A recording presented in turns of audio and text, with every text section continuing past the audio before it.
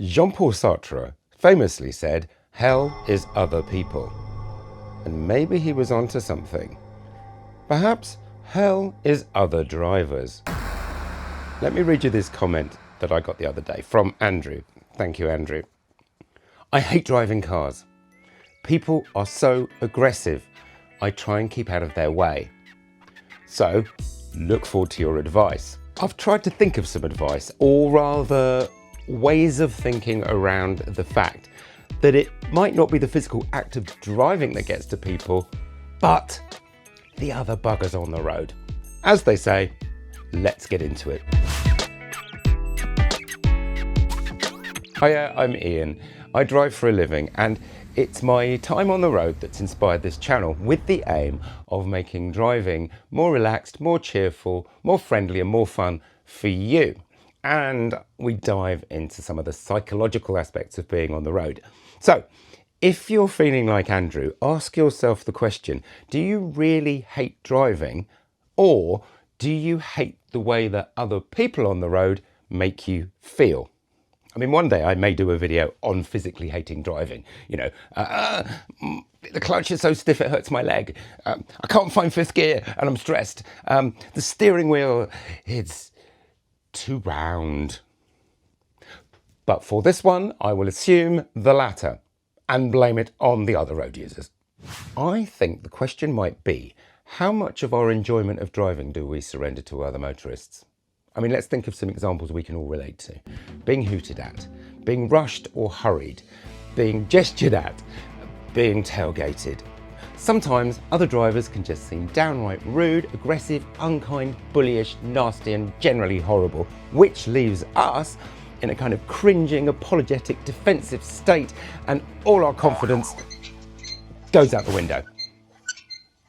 Obviously an old car. What is it they call it? Main character syndrome? I think we all need to have that when we're controlling a car or trying to. And we're also the hero of our driving story. Nobody gets into the car and says, "Today I'm going to be a total arse." But they might get in the car and think, "I will drive in my usual adorable way, but everyone else will probably be mental." In a minute, I'm going to look at why we can be nervous or aggressive ourselves when we're behind the wheel.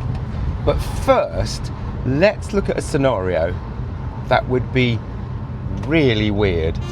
For a moment, let's take cars out of the equation. I'm on foot, having a pleasant amble down my local high street. Then somebody comes up really close behind me and I hear them muttering, "Get out of the way, you twat."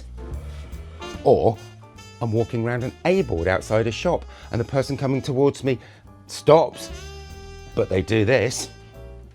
Or I'm heading into a shop and the person in front of me goes through the door and then gleefully pulls it closed behind them. "Ha! I got through, but you didn't, you knob." Can you imagine if people behaved out walking as pedestrians like some people do in their cars? I don't think us lovely people would ever leave the house. Why is it different when we're stuck in traffic?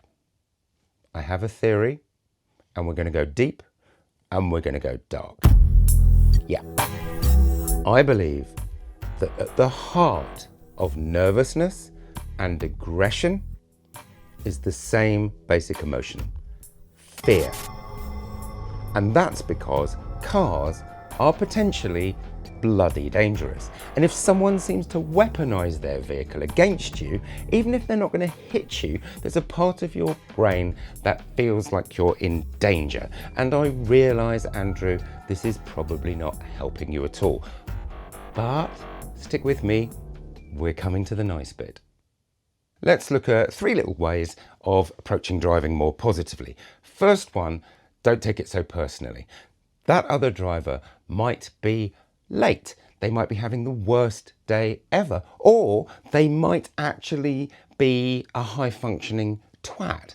Whichever, they don't need to affect you. You don't need to care. Not your circus, not your monkeys. Love that phrase. Secondly, don't let their driving become your driving. Just because they're anxious, rushing about and impatient doesn't mean that you have to make some kind of weird maneuver, speed up or be defensive.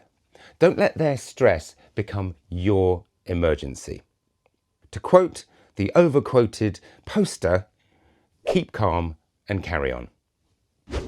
Way overquoted. Soz. And number 3, let's go back to that thing about we are somebody else's someone else. Maybe we're all prone to assuming we are one of the good ones. And I would say if you've made it this far through the video, then you are definitely one of the good ones. So come with me as I go a bit hippie on you. It's time to share the love and spread the joy to the other souls on the road. I have a theory. If you become the kind of driver you would like others to be, it has a sort of karmic effect. I was prone to being stressed out by other drivers, and I'll admit being impatient to people who I thought were slow or dithery. But when I trained to drive buses and coaches, they actually taught us how to chillax. And now, yeah, I have moments still, but really I can step myself down and be less affected. And in fact, try and find and record and note some of the more positive things that happen when I'm out on the road, either working or in my own car. Things like a cheery thank you wave. Yeah, it's a good one. And a smile. Or a smile at some knotty traffic lights that are horrible for everyone. Or that moment when you really both buggered up what you're doing and you go, ooh, sorry, and you do that silly me gesture. We have to kind of remember that in those metal boxes is a human, and we're a human, and we're just trying to get through this. Now, if you're not convinced, let me remind you that if you have a driving license, you're properly insured, and your vehicle is roadworthy, then you're not an intruder. You have a right to be on the road as much as other people. Perhaps we should add to what Sartre said. Hell is other people, but we are other people too. How about we just try to be the drivers we'd like to meet out here? I feel like I'm on a mission to bring a bit of humanity back to the road, to help us all out. I'm basically a saint, possibly the new Jesus. Now, let me know your thoughts in the comments and we can continue this conversation. Give me a like if you've enjoyed this video, and if you haven't done already, please subscribe because it will help me grow this channel. My aim is to bring the joy of driving to the world, and with your help we can do that. For now, drive safely, drive like you mean it, and enjoy the ride, because that is how to love driving, and I will see you in the next one.